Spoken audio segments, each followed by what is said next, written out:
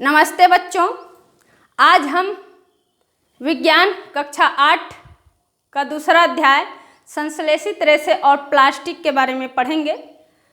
जैसा कि यहाँ पर हमारे पास टीएलएम के रूप में सामग्री भी है, जैसे ये प्लास्टिक का बना हुआ पदार्थ है और हमारे पास कुछ प्राकृतिक और कृत्रिम रेशे भी उपलब्ध हैं। तो पढ़ाई के समय जानेंगे। हम जो कपड़ा पहनते हैं या तो वह प्राकृतिक रेशे का बना होता है या फिर कृत्रिम रेशे का। रेशों का उपयोग भिन्न प्रकार के घरेलू वस्तुओं के निर्माण के लिए भी किया जाता है।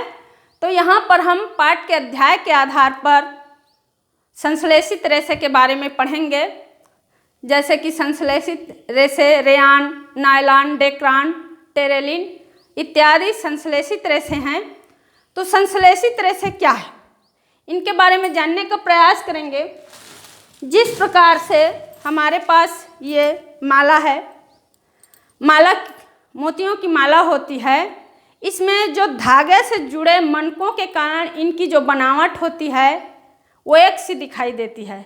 ऐसे ही संश्लेषित रेशे छोटी छोटी इकाइयों को जोड़कर बनाई गई एक श्रृंखला है और जिसमें प्रत्येक छोटी इकाई एक रासायनिक पदार्थ है। इस प्रकार छोटी छोटी जो इकाइयाँ मिलकर एक बड़ी इकाई बनाती है, जिनको हम बहुलक कहते हैं। संश्लेषित रेशों के प्रकार, संश्लेषित रेशों के प्रकार में यह मुख्यतः 4 प्रकार का होता है। रेयान, इसका पहला प्रकार जो है रेयान, दूसरा है नायलॉन, तीसरा है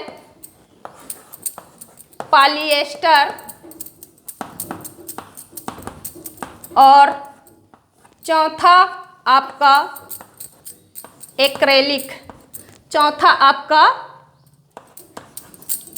एक्रेलिक।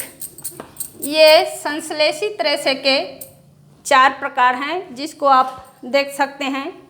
तो इसमें रेयान जो है, जैसा कि रेशम जो है रेशम की कीट से प्राप्त किया जाता है, जिनकी कपड़ों की बुनावट जो है बहुत ही सुंदर और बहुत महंगा होता है। इसलिए कृत्रिम रूप से रेशम को बनाने का भी प्रयास किया गया और 19वीं शताब्दी में वैज्ञानिकों ने रेशम के समान गुण वाले रेशे प्राप्त किए, सफलता प्राप्त की, जिसे रेयान कहते हैं, जो कि कृत्रिम रेशे के रूप में जाना जाता है। यह जो है काष्ठलुगदी के रासायनिक उपचार से मानव निर्मित होता है, जिसे कृत्रिम रेशा कहा जाता है। और दूसरा आपका है नायलॉन। नायलॉन, जैसे यहाँ पर नायलॉन है, नायलॉन देख रहे हैं, ये नायलॉन है और यह जो मोजा है वह भी नायलॉन का बना होता है। यह मानव निर्मित होता है। इन्हें बनाने में किसी प्रकार के कच्चे माल पौधों से प्राप्त उपयोग नहीं किया जाता। यह पूर्ण रूप से संश्लेषित होता है। यह बहुत मजबूत, हल्का, प्रत्यास्थ और चमकीला रेशा है और जिसको धुलाई के समय जो है आसानी से कपड़ों के निर्माण में अत्यधिक यह प्रचलित है। मजबूती के कारण इनको प्रायः पैराशूट, रस्सी, मोजा और ब्रश इत्यादि बनाने में किया जाता है। तीसरा आपका संश्लेषित रेशे के प्रकार के रूप में है पॉलिएस्टर।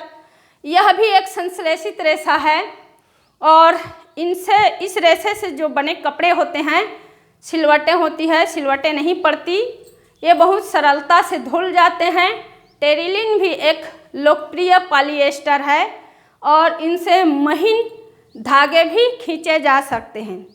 चौथा आपका संश्लेषित रेशे के प्रकार के रूप में एक्रेलिक है और यह जो एक्रेलिक है, जैसे कि शाल, स्वेटर और कंबल इत्यादि का उपयोग हम प्रायः ठंड के मौसम में करते हैं। ये प्राकृतिक ऊन तो नहीं होती, वरन संश्लेषित रेशे होते हैं जो एक्रेलिक होते हैं। तो इस प्रकार से हम देखते हैं कि यह जो वस्त्र अपेक्षाकृत सस्ते भी होते हैं, टिकाऊ होते हैं और हमारे बजट के अनुसार भी होता है। इस प्रकार से देखते हैं संश्लेषित रेशे के बारे में जाने। और इनके जो गुण है वो ये है कि यह आग के पास ले जाने पर यह पिघल जाता है, और इस गुण के कारण यदि कोई व्यक्ति इस कपड़े को पहने रहेंगे, संश्लेषित रेशे कपड़े को पहनेंगे और आग लगेगा तो जल्दी ही उस व्यक्ति के शरीर में चिपक जाता है। इस प्रकार से संश्लेषित रेशा के बारे में हमने जानकारियाँ आपको दी, और आप लोग, हम अपेक्षा करते हैं कि आपको यह जो हमारा वीडियो है समझ में आ गया होगा। ऐसी ही वीडियो हम अगली टॉपिक लेकर फिर उपस्थित होंगे। धन्यवाद।